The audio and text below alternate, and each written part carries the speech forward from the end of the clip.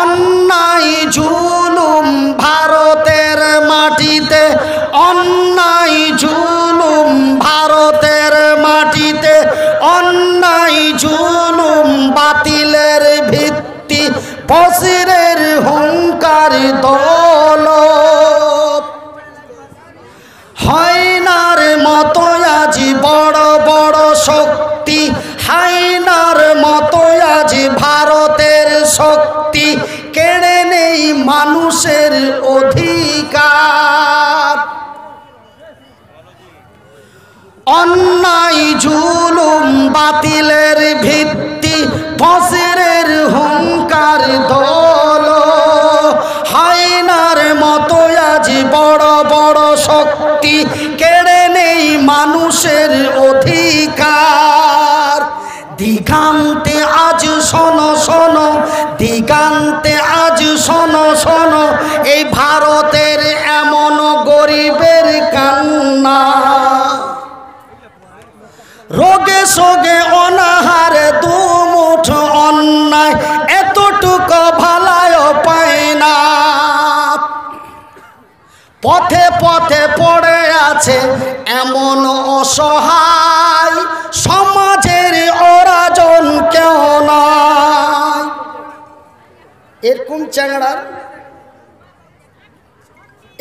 চ্যাংড়ার সরকারি ঘর পাওয়া দরকার, কিন্তু যে মেম্বার ওয়ারি নামে 5খান ঘর লেখা আছে নাকি জি? উল্টা পাল্টা বলে দিচ্ছি নাকি? যে লোকটা পাওয়ার যোগ্য নয় সেই লোকটাই পাচ্ছে, আর যে লোকটা পাওয়ার যোগ্য সে পাচ্ছে না। যার বাড়িতে টাইলস বর্ষা আছে, জিআরের খাতায় ওর নামটাই আছে। অন্যায় জুলুম ভারতের মাটিতে, অন্যায় জুলুম বাতিলের ভিত্তি, ফসিরের হুঙ্কার দৌলত। হায়নার মতো আজি ভারতের শক্তি, কেড়ে নেই সাধারণ মানুষের অধিকার। চলো চলো মুজাহিদি চলো, জিহাদের ময়দানে চলো, শহীদের ঈদগাহে চলো। পথে পথে পড়ে আছে এমন অসহায়, সমাজের অরাজন কেউ নয়। ওই সব মানুষের মুক্তির জন্য, এই সব মানুষের মুক্তির জন্য জিহাদের ময়দানে চলো। সেই দিন মক্কা মদিনার তরুণ যুবকেরা এই আয়াতটাকে তারা বড় প্রাধান্য দিয়েছিলেন। সেই দিন বাবরি মসজিদের বারান্দায় রক্ত বইয়ে দিয়েছিল, এই আয়াতটা কি তারা প্রাধান্য দিয়েছিলেন। ওয়াতুজাহিদুনা ফি সাবিলিল্লাহ। রে আমার বান্দারা, আমার বান্দিরা, আমার আল্লাহ রাব্বুল আলামিন বলেন ওয়াতুজাহিদুনা ফি সাবিলিল্লাহ, তোমরা মাল এবং জান দিয়ে, আগে বললেন মালের কথা, তারপরে বললেন জানের কথা।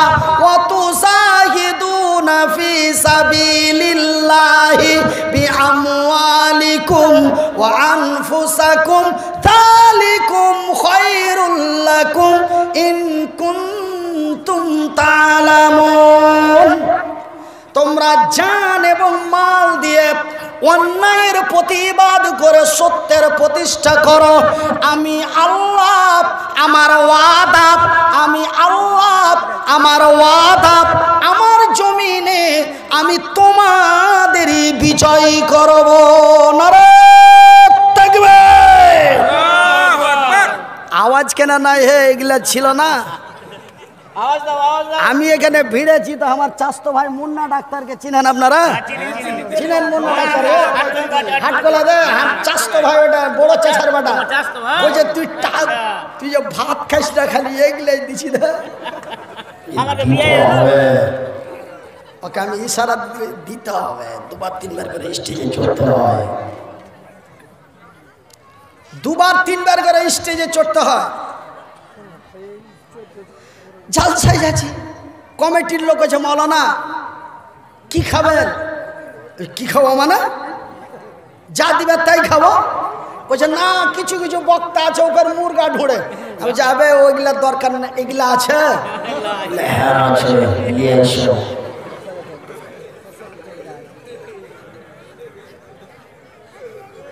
এ জাগে জাগে জাগে রে মুসলমান, এ জাগে জাগে জাগে রে মুসলমান, চৌদিকে ফিরিয়ে দেখ তুই তৌহিদি ফরমান। এ জাগে জাগ জাগে রে মুসলমান, এ চৌদিকে ফিরিয়ে দেখ তুই তৌহিদি ফরমান। আমার আল্লাহ রাব্বুল আলামিন বলেন, রে বিশ্ব জগতের নর নারীরা, তোমরা মাল এবং জান দিয়ে, আগে বলেছেন মালের কথা, তারপরে বলেছেন জানের কথা। ভাইজান রে আমার আব্বা জানেরা, কিন্তু আমরা চলতে ফিরতে অনেক কথা মিস্টেক করে বড় পাপের জায়গায় চলে যায়। আমরা অনেকেই যেমন বলি জান মাল দিয়ে, বাপ ভাই গো জান যদি দিয়ে দাও মাল কেমনি দেবে? জানটা যদি আগে দিয়ে দাও তো কবর থেকে উঠে যা মাল দিবা? আল্লাহ কি আপনার মতন আমার মতো অত খ্যাপা যে আগে জান দিতে বলেছে, আগে মাল দিতে বলেছে? এই আমরা লক্ষ হাজার টাকা খরচ করেছি এই মসজিদ নির্মাণ করব বলে এক প্রোগ্রাম। এইবার কোনো মামুর বাটা যদি এসে বাধা দেয়, এটা ভারতীয় হিন্দুস্তান, এখানে কোনো মসজিদ নির্মাণ হবে না, আমরা তার প্রতিবাদ করে বলবো এটা গণতান্ত্রিক দেশ, এটা কোনো ধর্মীয় রাজতান্ত্রিক নয়, আমরা মসজিদ নির্মাণ করব। কোন মামুর বাটা আছি আগা দিকে দাঁড়া, যখন দাঁড়াবে তখন আমরা নিজের জীবন দিতে প্রস্তুতি নিব। ঠিক আজকে আপনারা মাল দিয়েছেন, আর আল্লাহ এই কথাটাই বলছেন, তোমরা মাল এবং জান দিয়ে অন্যায়ের প্রতিবাদ করো, সত্যর বিজয় তোমাদেরই হবে। আমি আল্লাহ তোমাদেরই বিজয় করব, আমি আল্লাহ তোমাদেরই কল্যাণ করব। জানেন যেই ব্যক্তি বাবরি মসজিদ ভাঙার জন্য প্রথম গুম্বুজে উঠে সাব্বল মেরেছিল, নাম তার বলবীর সিং। তার নাম কি ছিল? সে গুম্বুজ ভাঙার পরে নিচে নামলো, নিজেকে কন্ট্রোল রাখতে পারেনি, কালেমায়ে শাহাদাত পাঠ করে ঈমান এনে মুসলমান হয়ে গেছে। আমার আল্লাহ রাব্বুল আলামিন বলেন, এই কোরআন এমন একটি কোরআন, এই কিতাব এমন একটি কিতাব, আল্লাহ বলছেন আল্লামাল কোরআন, আমি তোমাদের দিয়েছি কোরআন। এই কোরআন এমন এক মহানময় কিতাব, এই কোরআন মানবতার কল্যাণের মহান সমাধান। এই কোরআনকে যারা পড়ে শুনে বুঝে নিবে, তারা কালেমায়ে শাহাদাত, কালেমায়ে তাইয়্যিবা পাঠ করতে তারা বাধ্য হয়ে যাবে। সেই দিন বলবীর সিং গুম্বুজ থেকে নেমে নিজেকে কন্ট্রোল রাখতে পারেনি, সাথে সাথে কালেমায়ে শাহাদাত পাঠ করে ইসলাম কবুল করে পৃথিবীবাসীকে দেখিয়ে দিয়েছে।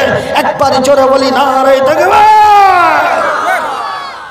আল্লাহর আকাশের নিচে জমিনের উপরে বিজ্ঞানের আবির্ভাব যত বাড়বে, ভারতবর্ষের মাটি বলে নয়, আল্লাহর আকাশের নিচে জমিনের উপরে বিজ্ঞানের আবির্ভাব যত বাড়বে, ইসলাম তথা কোরআনকে বুঝে নেওয়া মানুষের কাছে ততই সহজ হয়ে যাবে।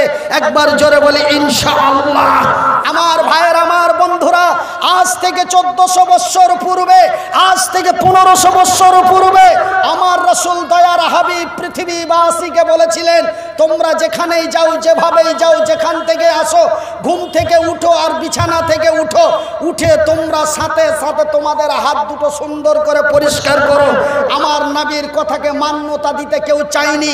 2020 সালে এলো করোনা ভাইরাস, বড় বড় বিজ্ঞান সার্জনেরা নবীর কথাটাই তুলে ধরলো, বলে अगर कोरोना से बचना है तो अपने हाथ और मुंह को बार बार धोए।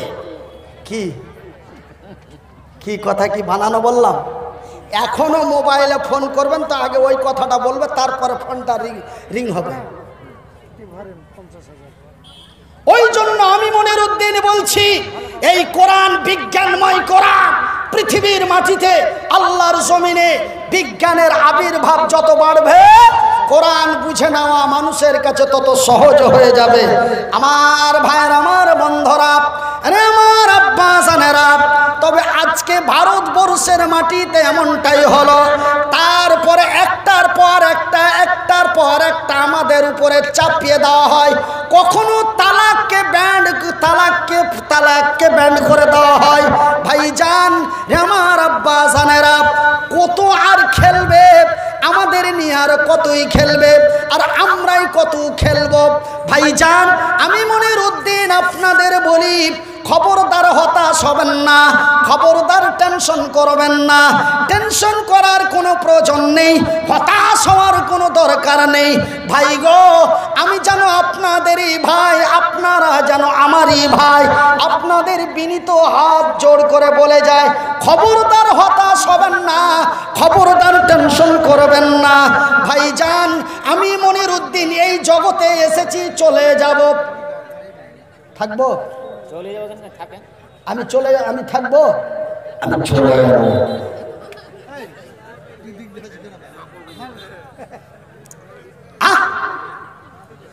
আমি এসেছি, চলে যাব। এর পূর্বে কেউ এসেছিল, চলে গেছে। নরসিংহ রাও এসেছিল, চলে গেছে। অটল বিহারী এসেছিল, চলে গেছে। এমনি করে মনমোহন সিং এসেছিল, চলে গেছে। নরেন্দ্র মোদী এসেছে, চলে যাবে 24 সালে।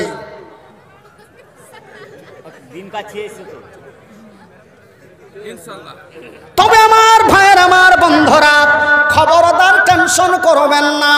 আপনারা বলবেন মনিরউদ্দিন ভাই তুমি তো হাঁটতে পারো না, চলতে পারো না, তুমি কেন এত বড় গ্যারান্টি দিয়ে বলছেন টেনশন করো না? ওরা একটার পর একটা এত অন্যায়, অবিচার, অত্যাচার, নির্যাতন করে উত্তর প্রদেশের এক সুন্দরী যুবতী রমণীকে পেট্রোল ঢেলে জ্বালিয়ে মেরে দিল। ভাইজান বন্ধুরে আমার, একটি সাংবাদিক পর্যন্ত যেতে দিল না। আমরা আর কত বরদাস্ত করব? আমরা আর কত ধৈর্য ধরব? ধৈর্যের যখন বাঁধ ভেঙে যাবে, হযরতে আলীর মতো তরোয়াল নিয়ে বেরিয়ে যাব। ওরা তো 75, আমরা তো 25, ওরা তো 70, আমরা তো 30, ওরা তো আমাদের পেদিয়ে শেষ করে দেবে। চিন্তা করব না মানে? ভাষাগুলো কি বুঝতে পারছেন না? আর একটু ক্লিয়ার করে বলবো, বোঝা যাচ্ছে? তবে ওরা তো 75, আমরা তো 25, ওরা তো 70, আমরা তো 30, ওরা তো আমাদের পেদিয়ে দিবে। আমরা কি করব? কেন টেনশন করব না? কেন হতাশ হব না? অটোমেটিক আমরা টেনশন, চিন্তায় পড়ে যাই। আমি মনিরউদ্দিন আপনাদের পুনরায় বলি, খবরদার চিন্তা করবেন না। আমি মনিরউদ্দিন বলি, খবরদার টেনশন করবেন না। বিশ্বাস করুন আর নাই করুন, আমি এক আল্লাহর বান্দা, রাসূলের উম্মত। আমি আল্লাহকে বিশ্বাস করি, নবীকে নবী বলে স্বীকার করি। আমার আল্লাহ তার জিবরিল ফেরেশতা দিয়ে বিশ্ব নবীকে, পৃথিবীবাসীকে জানিয়ে দিতে বলেছেন। ভাইজান আজকে যেমন ভারতের মাটিতে বড় নির্যাতন, নিপীড়ন, অন্যায়, অত্যাচার, অবিচার, জুলুম করা হয়, সেই দিন মক্কার মাটিতে নেতৃত্ব চলছিল আবু জেহেলের। সেই দিন মক্কার মাটিতে আবু জেহেল অন্যায়ভাবে নির্যাতন, নিপীড়ন সংখ্যালঘু মুসলমানদের উপরে করেছিল। আমার নবী এবং নবীর সাহাবীরা বড় হতাশ হয়ে গেছিলেন। সাথে সাথে আমার আল্লাহ জিবরাইলকে পাঠালেন, জিবরাইল রে যাও, আমার নবী এবং আমার নবীর সাহাবীরা যেন বড় হতাশ, চিন্তায় চিন্তিত, যাও আমি আল্লাহ তোরে বলি, জিবরাইল যাও আমার নবীকে সংবাদ দিয়ে দাও যেন আমার নবী এবং তার সাহাবীরা যেন চিন্তা না করে। জিবরাইল এসে গেলেন, নবীকে বলেন, ওগো নবী বলো বিসমিল্লাহির রহমানির